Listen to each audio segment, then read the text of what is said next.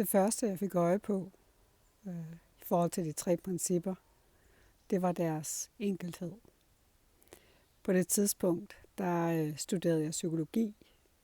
Jeg studerede spiritualitet, religion og filosofi. Og havde egentlig altid en tanke om, at jeg var gået i stykker, og jeg var nok gået i stykker på en sådan helt særlig måde, der tog virkelig lang tid at reparere, hvis det overhovedet var muligt. Og i mine studier stødte jeg hele tiden på, at hold op, hvor var der mange ting, man skulle gøre for at få det godt. Og jeg ledte lystigt videre og gik egentlig lidt fra teori til teori i håbet om, at der var noget, der var mere enkelt. På et tidspunkt så tænkte jeg, jeg ved, om det er bare mig, der er doven. For alt omkring mig virker til, at det kommer til at kræve en masse af mig.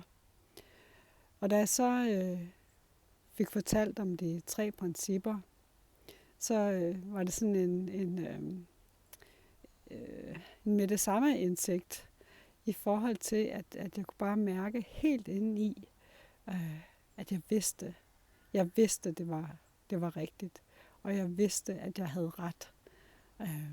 Min indskydelse med, at det ikke var besværligt at have det godt, blev bekræftet, da jeg stødte på principperne, og blev en lettelse. Så den her enkelhed, den har jeg taget med mig siden, fordi at for mig er det et virkelig godt og tydeligt pejlemærke på, når jeg sådan bevæger mig længere og længere væk fra min essens, eller fra at mærke og opleve min essens, min indre kerne, altså det fundament, som jeg står på. Og det er, når tingene føles kompliceret, eller overvældende, eller hvad det nu kan være, men i hvert fald, når det ikke føles rart at være mig, så ved jeg, at jeg har rykket mig væk fra det enkle og over i det mere komplicerede. Og at jeg nok derfra har en idé om, at der er noget, jeg skal gøre. Og det er jo ikke, fordi vi slet ikke skal gøre noget, men vi behøver i hvert fald ikke at gøre noget bestemt for at få det godt. Men vi kan følge vores indre visdom.